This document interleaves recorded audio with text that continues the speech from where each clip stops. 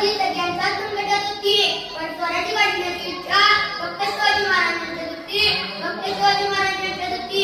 असं म्हणतात की इतिहास घडवणारी माणसं इतिहास विसरू शकत नाही आणि इतिहास विसरणारी माणसं इतिहास घडवू शकत नाही.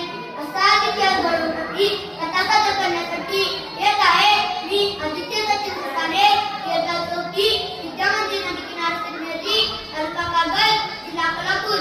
माझ्या कथेचे नाव आहे स्वामी निष्ठ शिवा. स्वामी निष्ठ शिवा. बाहेर मुसळधार पाऊस पडत होता आणि राजे स्वतःच्याच मनाशी काहीतरी बोलत होते. जगदंब या सिद्धीला आता धडा शिकवायला हवा. राज बोलावलं राजाची गोष्ट वा आमच्या सर्वांचं दोस्त सांगणार होतं. आज आम्हाला प्रत्यक्ष बघायचंय. आता लोकी असं म्हणून शिवा आत केला. राजांचा वेश परिधान केला आणि राजांसारखा ऋषीला पिळी देत राजांच्या सामने आला. कसा दिसतो जी बघत राहिले राजे. अरे शिवा अशात आमचं चूक पाहिजे का पास होती शिवा.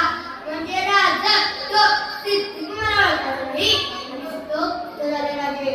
अरे शिवा तुला कसं कळलं की आम्ही आमचं रूप घेऊन तुला सिद्धीच्या भेटीला पाठवणार आहोत ते. राजे तुमच्या संस्कृतीत दिवस राहिल्या त्या किडा फिरतुकी जाऊन त्या सिद्धीला. राजाने शिवाला कडकडून मिठी मारली. राजांना माहित होतं त्या पुढे शिवाची पुन्हा भेट नाही. डावटला राजांनी सिद्धीला नव पाठवला. आम्ही जाऊन करायला तयार आहोत असा सिद्धी म्हणाला. ये ये ये अब आया वो दक्कन का शिवा हमारे मुट्ठी में. हा हा हा. शिवाजी शरण येणार त्या वाटेने सैन्य बेसावत आले.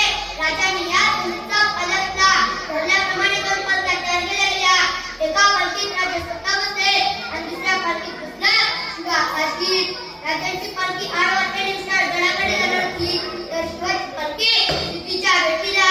सिद्धी वाटच पाहत होता. पालखी आत आली. आव शिवाजी राजे आव. पालखीतून शिवा खाली उतरला. गळा भेट झाली पण त्याच वेळी 2 संशयी डोळे